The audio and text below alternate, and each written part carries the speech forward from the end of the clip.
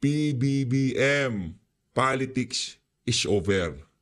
Now, it's time to serve. Walang hiya ka, nakatatlong taon ka na. So, ibig sabihin, Brad, sa loob ng 3 taon, wala kang ginawa kung hindi mamulitika. So, umamin ka rin, na wala kang ginawa sa loob ng 3 taon kung hindi banatan yung mga kalaban mo sa politika. Kasi sabi mo, politics is over eh. Hindi naman magiging over yan kung hindi ka namulitika. In the first place, wala kang inumpisahan, kaya wala kang tatapusin. Anak ng tokwa, yan na nga sinasabi ko sa inyo mga kababayan. Bakit? Dahil yung Maynila pwede mong gawing halimbawa na nagtatrabaho ka na? Dahil meron nang nagagawa itong si Mayor Isko Moreno? Sasabihin mo na yung paglilinis sa Maynila, trabaho mo yan? Loko-loko. Politics is over. Now it's time to serve. Si Mayor Isko, oo, nagsiserve na siya. Anak ng tokwa, wala pang 1 buwan. Nalinis na niyang Maynila. Langyang yan. Ikaw, 3 taon ka na, ngayon mo palang sasabihin na magtatrabaho ka na. Anong ginawa mo sa loob ng 3 taon? Suminghot ng suminghot. Langyang yan ng hangin. Ay, pagka hindi ka suminghot ng hangin, mamamatay ka. Oh, kahit tayo naman sumisingkot tayo kasi pagka hindi ka sumingkot, mamamatay ka. Di ba? O, magtatrabaho na daw ho ang bangag. Langyang yan. Yan ho ang klase ng panluloko, ang klase ng serbisyo na ibinibigay ng administrasyon na ito. Di ba? Dahil kahit papaano, sa mga susunod na buwan, makikita ang kaayusan sa Metro Manila, sa lungsod ng Maynila. Kaya pwede niyang sabihin, magki-credit grabber na naman yang walang yan. Di ba? Dahil sa aking mga direktiba, malinis na ang Maynila. Anak ng tokwa, credit grabber pala. Mga Manileño, mag-ingat kayo. Nung panahon ni Hani Lacuna, parang basura ang lungsod ng Maynila. Di ba? Ngayong pumasok si Yorme Isko, gumanda na naman. Ang problema dito, baka sabihin nitong bangag na to, dahil sa kanya, kaya luminis yan. Kaya sinasabi niya, it's time to serve eh. It's time to serve kasi merong natatrabaho. Meron ka may papakita. Loko-loko. Tigilan mo yan. Nasobrahan ka lang sa singhot niyan. Langya ka, oo. Ayun na nga mga kababayan, ano bang uunahin natin dito? Ito bang kay Attorney Ferdy Topacio, itong kay Hontivirus? Unahin na natin itong kay Hontivirus. Pakinggan natin to ha. Game. Magandang umaga sa lahat. Hindi natin hahayaan ang patuloy na pambababoy ni Attorney Topacio sa katotohanan. Walang disclaimer ha, ito ho yung naging sagutan nila noong panahon ng Parmali, hindi panahon ni alias Rene. Papakita ko lang ho sa inyo dito yung pattern. Okay? Pattern ho ito na yung mga ganyang klaseng gawain, yung mga ganyang klaseng issue na nalilink dito sa ali na to, hindi lang ngayong panahon ni alias Rene. Noon pa ho yan, 2021 pa yan, meron ng ganyang issue si Risa Hontiveros. Dito todo bira siya kay Attorney Ferdy Topacio. Kasaysayan ng bribery ang opisina ko. Nako. Dahil kung kasaysayan rin lang ang pag-uusapan, ang meron kami ay history ng pagprotekta, pagtatanggol, at pagkalinga sa mga testigong lumalapit sa akin. Hindi lang ho yung kay alias Rene, hindi lang doon sa issue na yun na naipit yung ali na yan. Doon sa skandalo ng mga witness. 2021, ito ho yung panahon ng Parmali. Nung panahon nung kay Kian de los Santos, iba pa ho yun. Sa susunod na video, pag-usapan natin yon. Para at least makita nyo ho yung pattern na tinutukoy natin dito. Tinutukoy nitong si Attorney Ferdy pala. Sorry, hindi tayo. Nitong si Attorney Ferdy at nitong si Congressman Jing Paras. Para malatago natin na maigi sa ating mga kababayan. Game.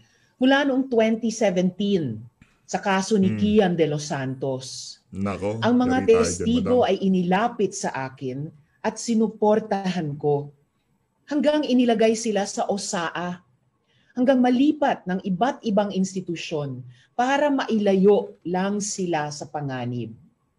Sa kasong yan, pilit nilang inaagaw ang mga testigo sa kustodya ng Senado.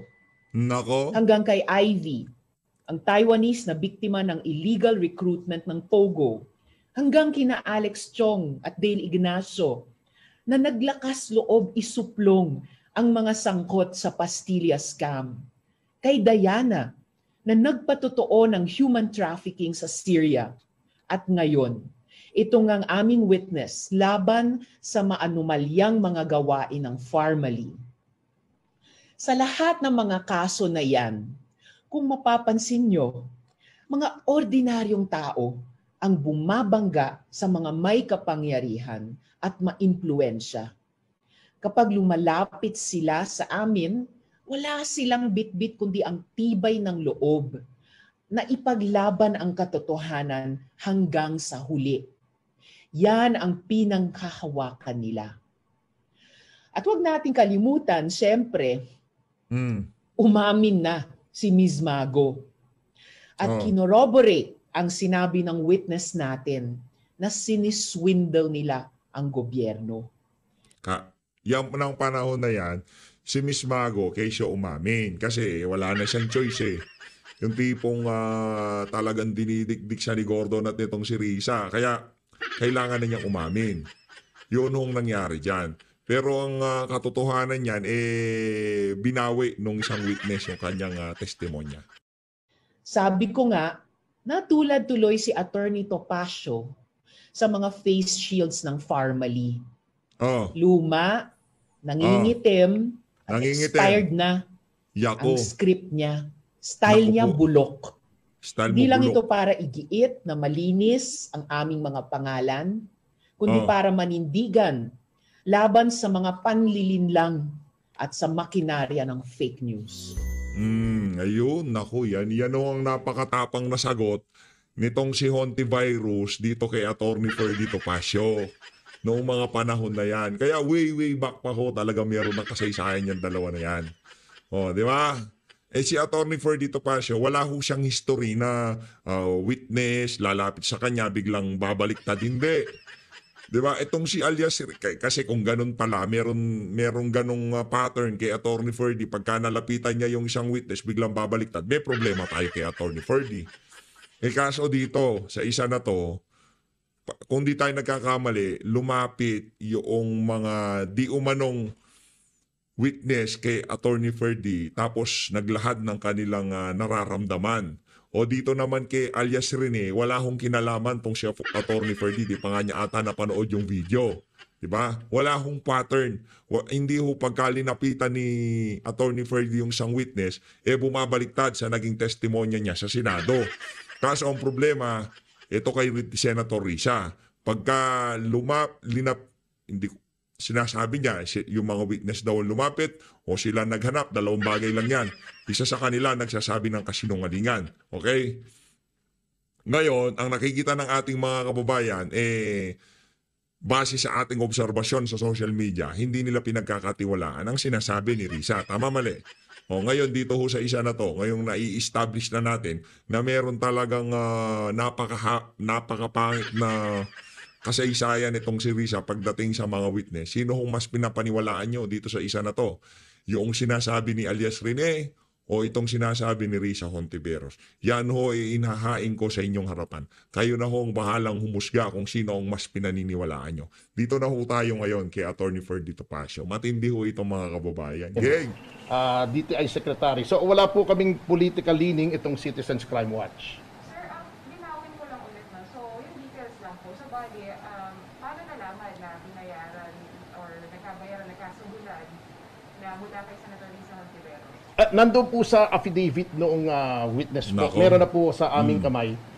Duly authenticated before a notary public. At in the next few days, ay i-develop po namin to at duly authenticated yung testimonya nung witness na lumapit sa kanya. Naku, yan ang problema natin dyan, Senator Risa Hontiveros. Ito kasi mga video na to, hindi na to mawawala sa social media. Forever na itong mga ito. Itong halimbawa dito sa PH Update, pag ginusto natin burahin yan, okay, mabubura natin. Pero itong mga to, maraming kopya to eh. Diba? yung ibang mga vlogger nung mga panahon na yon, ginawan ng content itong mga video na to. Kaya madali hong hanapin. Yun.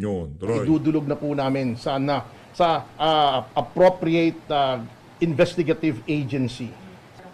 Well, basically, yung pong sinabi niya, plus a few more details, hindi pa po namin kasi mabunyag yung iba. Ito kasi lang po ang pinadala. Nung pinadala, sabi ko, teka muna, huwag muna nating gamitin, i-verify natin, let's talk to the person, let's get his affidavit. Siyempre, due diligence. Baka makuryente tayo parang si Nery Colmenares. At yun, nung na-verify na namin, he was willing to execute an affidavit, humarap siya sa notaryo, at dumagda siya, at may ebidensya ito, yun, saka namin siniwalat itong video na ito. Sir, what evidence do we have aside from his testimony? Well, testimonial evidence is acceptable sa hukuman. Hindi naman kailangan, siyempre, yan ay bribery. Hindi naman magpapa-issue ng resibo yan. Hindi naman magpapa-selfie yan habang binibigay niya. Siyempre, the only testimony in a bribery case or subornation of perjury is yung nakita niya na binigyan ng pera.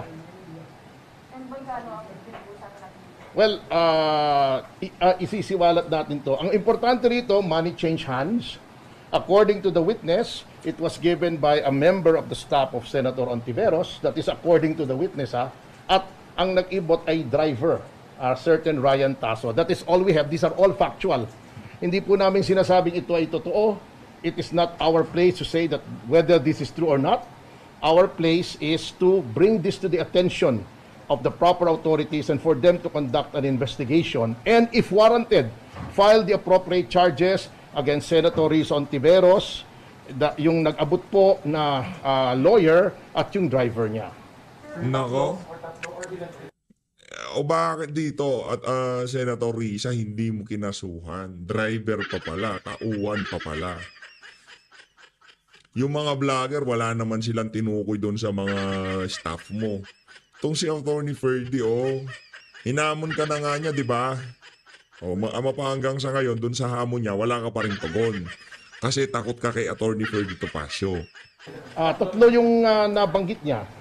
Per question, yung siyempre magiging parang word niya versus dun sa Senate witness, sir, di ba? Parang he said, she said. Pero paano, sir, do you plan to find more na formally workers na katulad niya or at least do you encourage yung mga may same kwento sa kanya to come out and para to strengthen his claims na hindi lang siya compared dun sa nagsasalita? Yes, of course, but we have to tread lightly. Alam niyo naman, ang Senado, sasabihin na naman yan na nagpa-fabricate kami o pinipilit namin. So kami, hands off kami.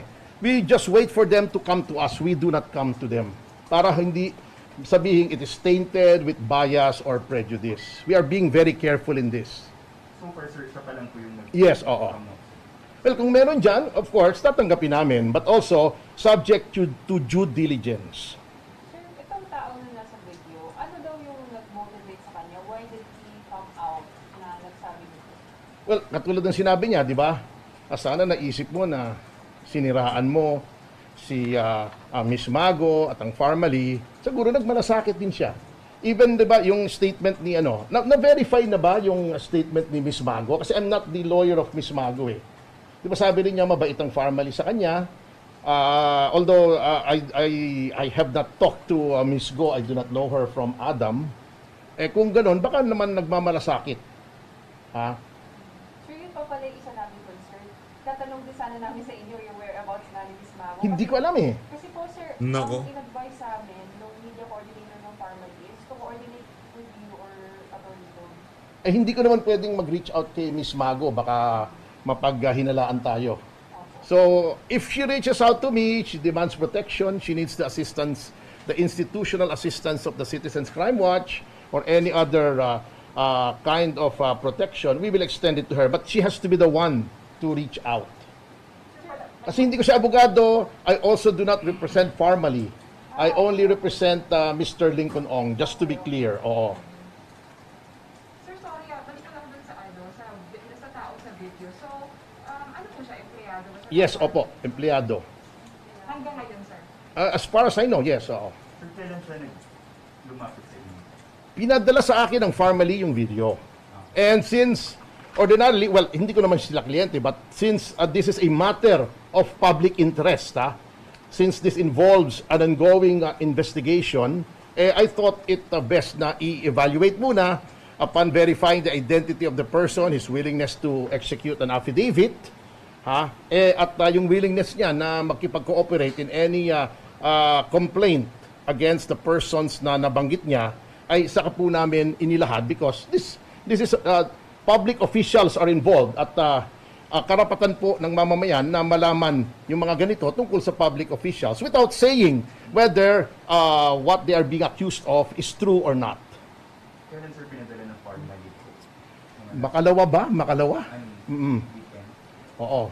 Ano ba ngayon? Wednesday? Wednesday, sir. Monday at Monday evening. Yeah. So, sabi ko, teka muna, hindi ko muna, I will not swallow it hook, line, and sinker. Let me do my due diligence.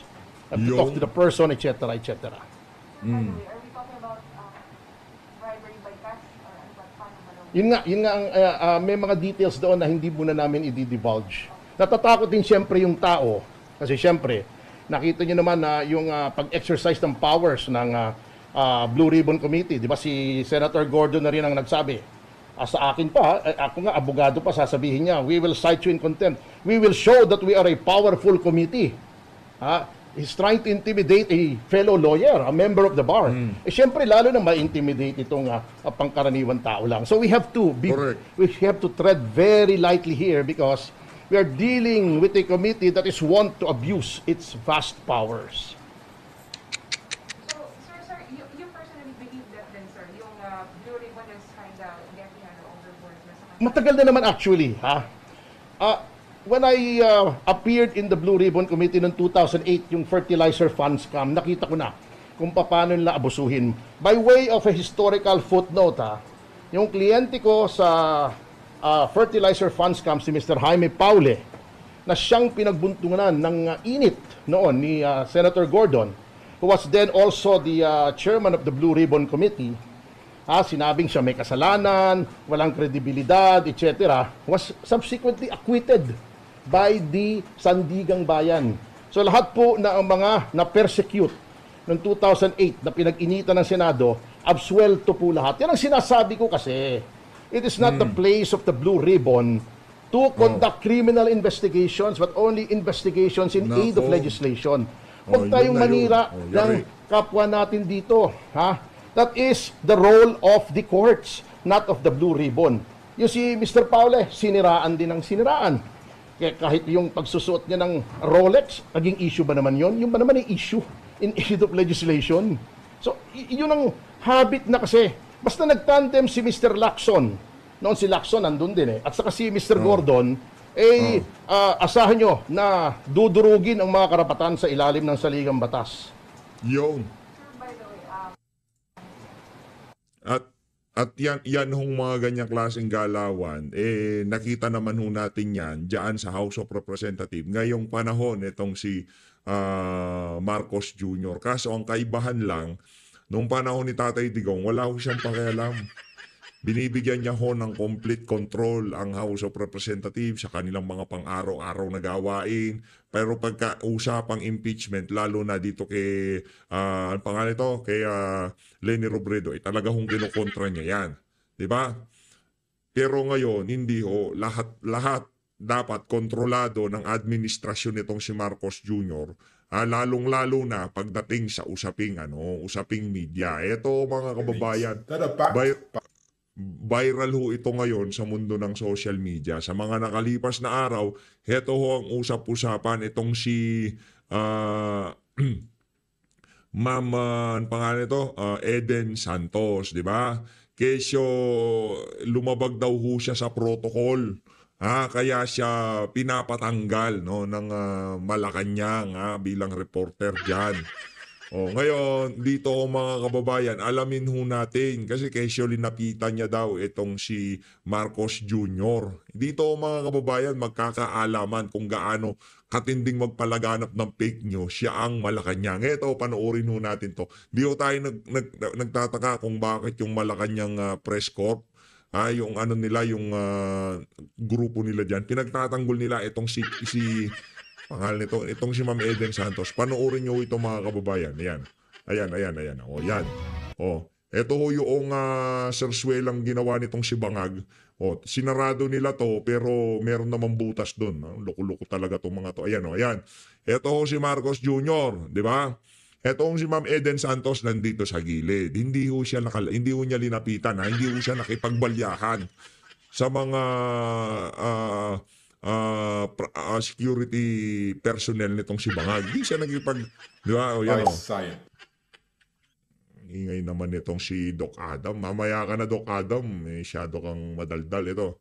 O, yan, o. Yan, o. Tingnan nyo naman, o, mga kababayan. Kitang-kita, ha? Kitang-kita, o. Kitang-kita, o. O. O, kitang-kita, o. O, sino hong lumapit? O, sino hong lumapit sa mga reporter? O, ulitin natin. O, yan, ha, yan, o. Si Marcos Jr., ganito siya, o. O, nandun yung media, nandito, ito yung media, o. O, yan, o. O, yan, o. Magbibida-bida siya, o. Sino lumapit? Sinong lumapit? O, yan, o. Binulungan siya, may bumulong. O, sinong lumapit? Ang tanong, sinong lumapit? Sinong lumapit sa mga reporter?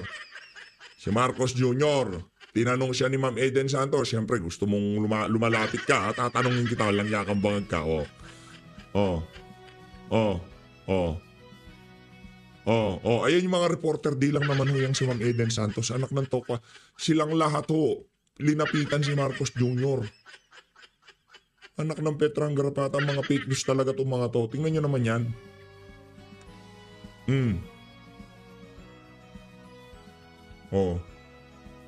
Ayaw sagutin ni Marcos Jr. Siyempre, matinik nga naman tong si Ma'am Eden Santos. At least ngayon magkakaroon na ng kaliwanagan kung sino nga ba yung pabrika ng fake news dyan sa Malacanang. Maliwanag pa ho sa sikat ng araw, mga kababayan. Ayun, sinong lumapit sa mga reporter? O, lumalapit si Marcos Jr., o. Nandiyan si Marcos Jr., nandito yung mga reporter. O, anong ginawa niya? O, sinabi nung security niya, teka lang, hindi, lalapitan ko. Bida-bida ako, o yan. Tinanong siya.